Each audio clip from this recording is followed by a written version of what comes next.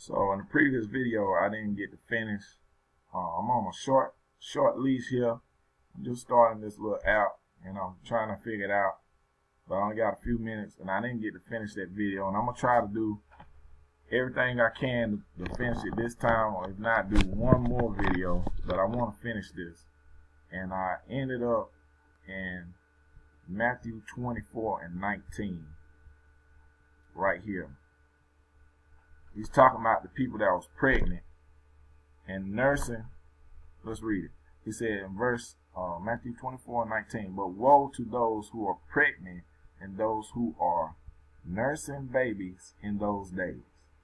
Why did he say that? Because Antiochus Epiphanes came in 70 AD when they burnt down the temple. He came in. This is after Jesus, dead and gone. He was the abomination of desolation at that particular time. He was a partial fulfillment of the previous scripture that we read in verse 15, the abomination of desolation.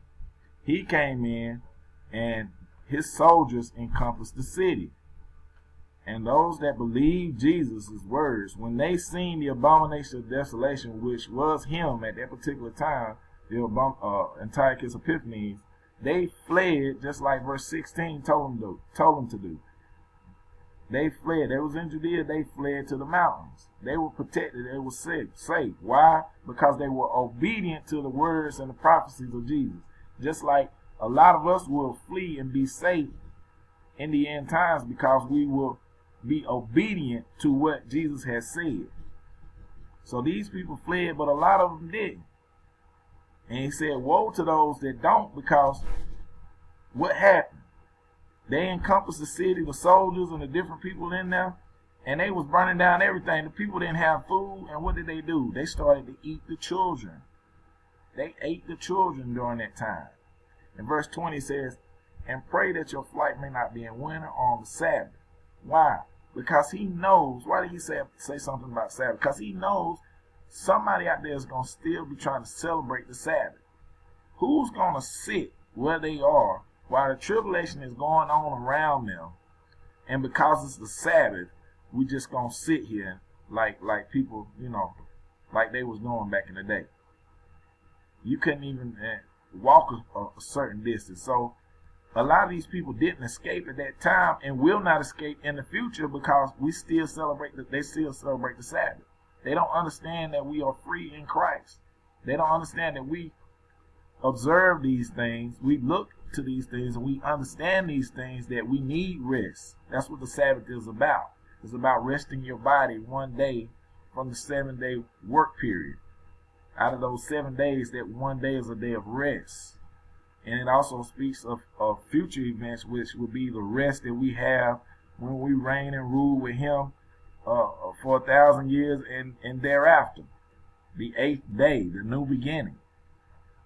So if these things you don't understand, please put them on the shelf for a minute, for a period of time. Pray about them, and God will give you clarity on these. But he's saying, look, if your flight was in the winter on the Sabbath, it was going to be a tough time for you because you didn't understand who he was and what he fulfilled. He said, and right here, this is what I want to get to. Verse 21, for then there shall be great tribulation, such has not been seen since the beginning of the world until this time, no, nor shall ever be. He said this time period of great tribulation was going to be so devastating that the world has yet to see something like this. It is yet to be seen since the beginning of the world, he said. And guess what? We're still here. The people of God are still here. Look, he said in verse 22, and unless those days were shortened, no flesh would be saved. But for the elect's sake, his people that are still here, that's how I know we're still here. During the great tribulation, he says, no flesh would be saved. For the elect's sake, he's going to shorten those days, he says. For our sake, he was going to shorten those days because it's going to be a time period like never was before. Never have we seen anything like this. And I want you to remember that great tribulation. Because look, remember I was going back between the words of Jesus and the book of Revelation. Like, okay, let's go to it again. Let me see if I can find it. Okay, Revelation 7. Revelation 7 and 14. Okay, what we have here. The opening of the seals. The seals have been broken. The 144,000, those have been redeemed from the earth. And I believe these to be men, women, and children. And a great multitude. Verse 9. After these things I looked, and behold, a great multitude which no one could number, of all nations, tribes, people, and tongues, standing before the throne, before the Lamb, clothed with white robes. White stands for righteousness, with palm branches in their hands. Why do they have palm branches in their hands? Because this is a Feast of Tabernacles event. During the Feast of Tabernacles is when they had palm branches in their hands. He said, and crying with a loud voice, saying, salvation belongs to our God who sits on the throne and the Lamb. And the angels stood around the throne, and the elders and four living creatures. Now this is what I want to get to. Everybody's worshiping and praising and giving honor and glory and just thanking God for everything that he's done. And look what he said. Verse 13. Then one of the elders answered, saying to me, talking to John, the elder answered and said to him, who are these arrayed in white robes, and where did they come from? And John said, I said to him, sir, you know.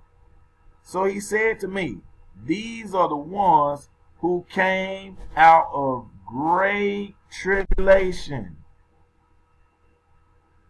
The ones that came out of great tribulation. So they went to the beginning of the tribulation with the opening of the seals, and then a part of the great tribulation, if not almost all of the great tribulation, they were redeemed of the earth.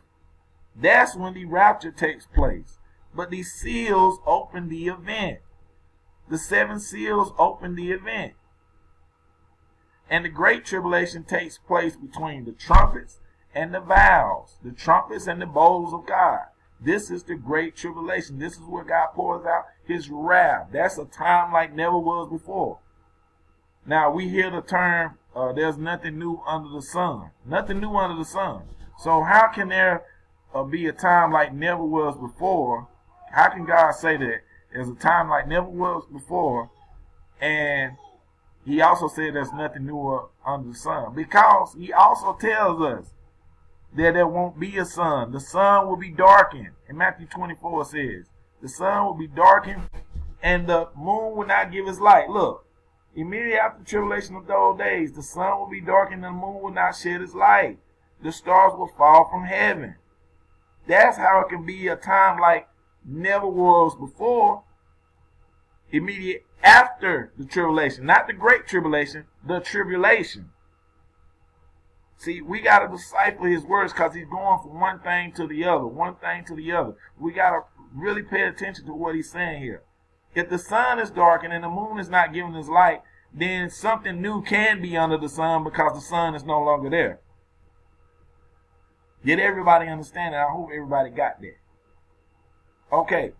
He says in verse 30, then the sign of the Son of Man will appear in the heavens, and all the tribes of the earth will mourn, and they will see the Son of Man coming on the clouds of heaven with power and great glory. So it won't be no secret rapture.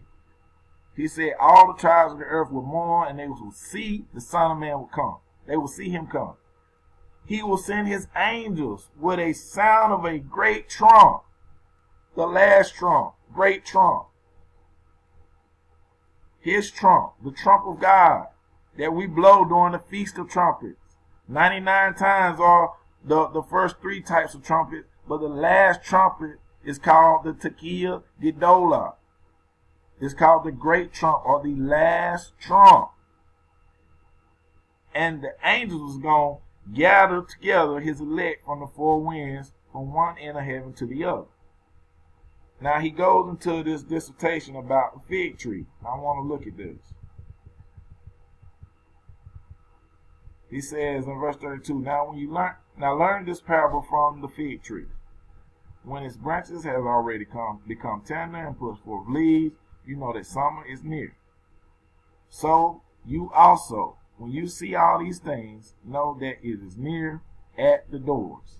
But surely I say to you, this generation will by no means pass away till all things take place. This generation is going to see everything. When you see these things, all these different signs and wonders and the seals being opened and the Antichrist and war and famine and pestilence, he said this generation was not going to pass away, for everything was going to be fulfilled. He said, verse 35, heaven and earth will pass away, but my words will by no means pass away. He's talking about everything being fulfilled at the end of age. This generation will by no means pass away. Remember, I told you he asked 3 questions. The disciples asked Jesus 3 questions. When was all this stuff was going to be about the temple? What was the sign of his coming? And the end of age. That's the 3rd question. The end of age. And right here is when he starts to talk about the end of age. Right here. Verse 36. But of that day and hour no one knows. The end of age. Not the tribulation. Not the start of the tribulation. The end of age, he says, that day and hour. That's another idiom.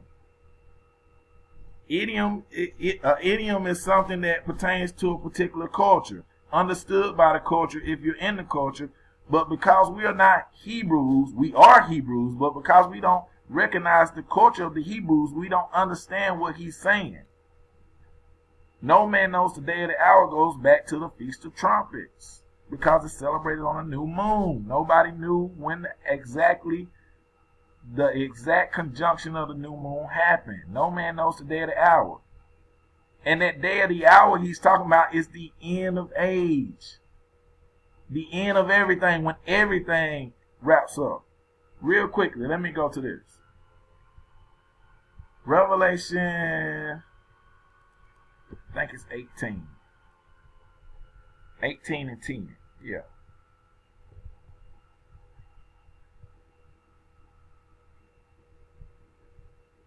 Right here. Standing at a distance for the fear of her torment. He's talking about the woman Babylon. The woman who has make people drink of her iniquities and basically transform the earth. It says, standing at a distance of fear of her torment, saying, alas, alas, the great city Babylon, the mighty city, for in 1 hour your judgment has come. In 1 hour your judgment has come. That's the day of the hour that he refers to. And I got something else. Revelations 18:17. Real quickly. I'm running out of time. 18:17. Again, for in 1 hour such great riches came to nothing. Revelations 18:19.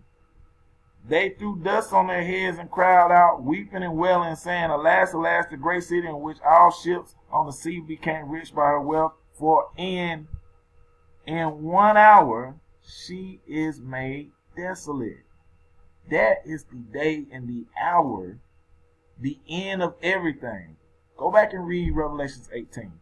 It will bless you. This is the day and the hour, the end of everything, the end of age. The 3rd question that the disciples asked, that Jesus went into. And on the next video, I'm going to talk a little bit about the son of perdition. We're going to get into the son of perdition. It's going to be a short video, but I hope this blesses someone. I hope this falls on good ground. I hope people get understanding how the exact words of Jesus in Matthew 24 line up with Revelation 6 and Revelation 7. We will be a part of the tribulation because we are no greater than Jesus, Isaiah, Jeremiah, Daniel, none of these guys. We're no better than none of these guys. All these guys went through the tribulation in their days, and we will go through the tribulation in our days. Don't believe me? Go back and look for it yourself. This information has been freely given.